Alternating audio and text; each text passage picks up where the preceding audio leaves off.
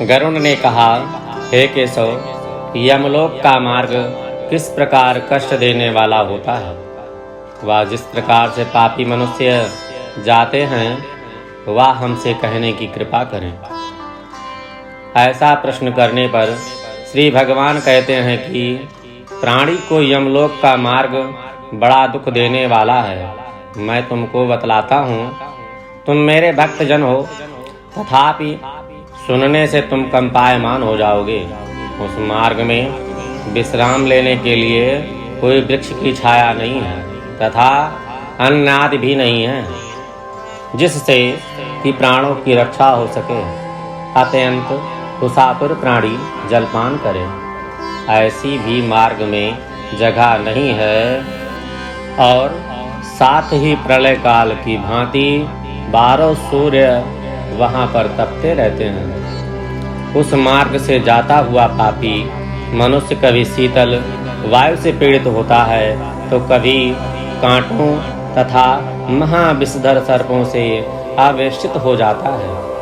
कहीं उस पापी को बड़े भयानक व्याघ्र, शेर और कुत्ते भक्षण करते हैं तो कहीं बिच्छू काटते हैं और कहीं अग्नि में जलाया जाता है। इसके बाद वह महाभयानक आसी पात्र वन में जाता है, जो 2 सहस्र योजन लंबा और चौड़ा है।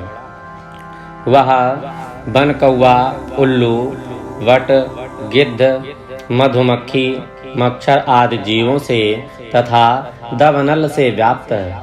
आसी पात्र वन के पत्र से वह प्रेत छिन्न भिन्न हो जाता है।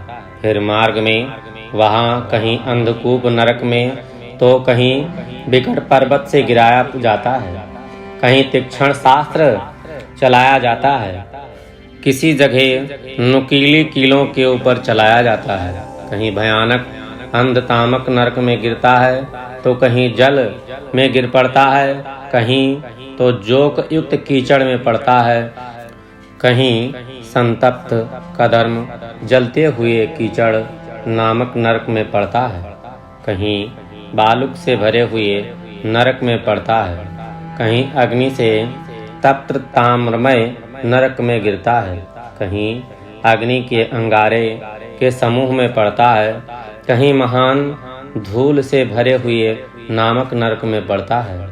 फिर मार्ग में जाते कहीं अंगार की वृष्टि होती है, कहीं लोहमय वज्र सहित स्थूल पत्थरों की वृष्टि होती है, कहीं रुधिर की वृष्टि होती है, कहीं शस्त्र की वृष्टि होती है तो कहीं खौलते हुए जल की वर्षा होती है, कहीं भस्म सहित कीचड़ की वृष्टि होती है, कहीं बड़े गर्त खंड में प्रवेश करता है, कभी कभी ऊंचे स्थान पर चढ़ता है, कभी पर्वत की कंदरा में प्रवेश करता है। उस मार्ग से कहीं अत्यंत अंधकार है, जहां कष्ट से चढ़ा जाए ऐसे बड़े पर्वत हैं, कहीं पीयूष शोणित से व्याप्त और विष्ठा से भरे हुए तालाब हैं। रास्ते के मध्य में बहने वाली ऐसी महाभयंकर वैतरणी नदी है, जिसकी कथा श्रवण करने मात्र से भय उत्पन्न होता है। तब देखने में कष्टकारक क्यों नहीं होगा? इसमें क्या आश्चर्य है? वैतरणी नदी का 100 योजन विस्तार है। उसमें पूय और रुधिर बहते हैं और हड्डी से व्याप्त उसका तट है। मांस और शोणित के करदम से युक्त है और बहुत ऊंची है। मनुष्य तैर नहीं सकते।